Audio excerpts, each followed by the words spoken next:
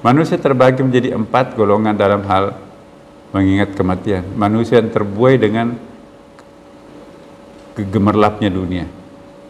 Ini yang paling takut mati. Manusia yang selalu bertobat. Ya kayak kita lah. Takut mati kadang-kadang, tapi kalau kita seperti ini lagi ya, pasrah aja kepada Tuhan.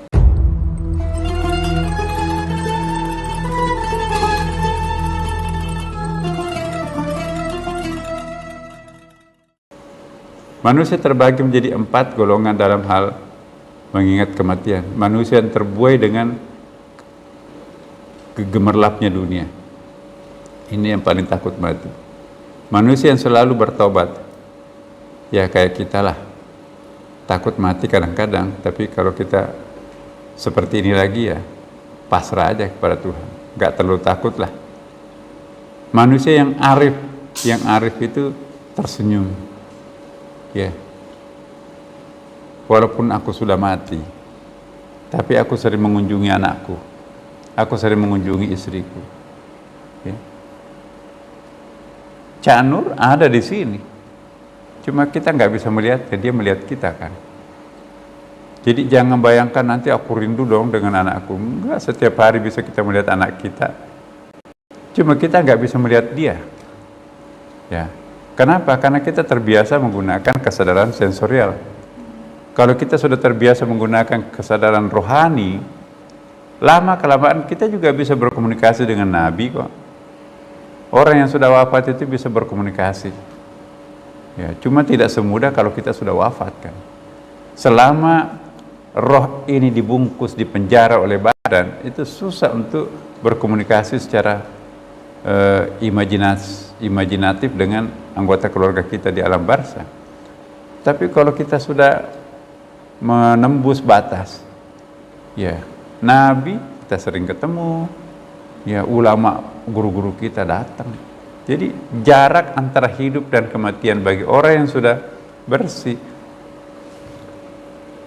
nggak ada, hampir nggak ada bedanya.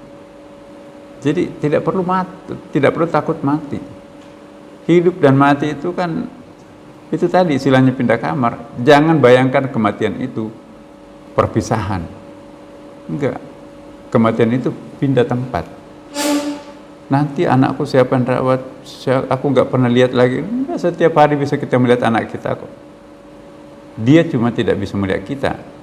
Tapi satu saat anak itu jadi wali, bisa tuh. Itu lihat filmnya Disclosure tuh, film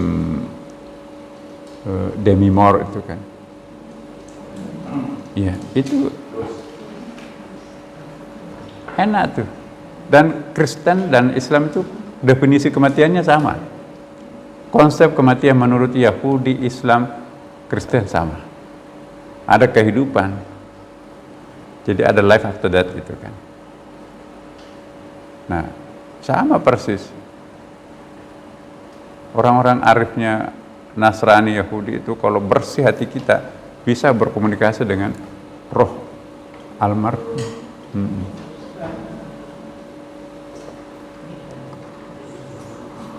Nah, jadi kita jangan takut mati. Insya Allah nikmat kematian itu ya. Lebih nikmat lagi pasca kematian. Cuma kita nggak pernah mencoba aja.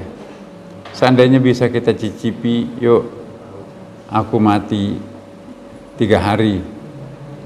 Ya kalau pengalaman saya kemarin itu, saya nggak bisa bercerita karena saya nggak melihat apapun. Pokoknya perasaan saya tidur aja kan. Nggak pernah. Nah bayangkan kalau kita tidurnya seperti Ashabul Kahfi, 309 tahun dia pingsan. Dia menganggap dirinya masih tidur biasa kan. Kaget kukunya sampai kemana-mana menjulur. Rambutnya sampai kemana-mana, sampai keluar gua.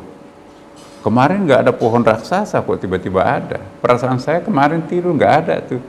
Pada 309 tahun tidur dalam surah Al-Kahfi itu kan. Nah itu satu bukti yang nyata bahwa Tuhan itu maha kuasa itu. Jangan memenjarakan kenyataan keyakinan dengan akal yang sempit ini. Jadi kalau hanya mau menggunakan akal, mentok kata itu. Tapi kalau kita pasrah kepada Tuhan, menembus batas, udah, mau mati, mau hidup, mau bahkan mau neraka, mau surga, mau sakit, mau sehat, mau miskin, mau kaya, sama aja tuh. Jadi kalau kita dengan Allah Subhanahu wa taala,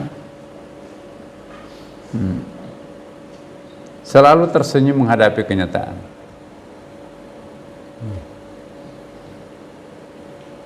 Mau problem rumah tangga, ya, cuek aja.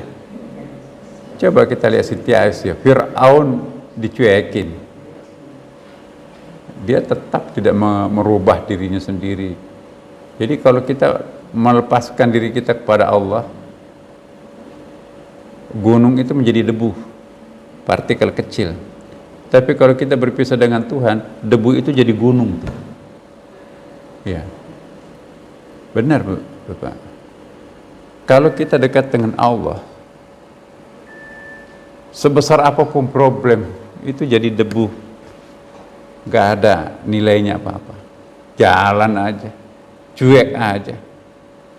Ya. Tapi kalau kita jauh dengan Tuhan, debu itu jadi gunung. Wah, ini nanti gimana ya?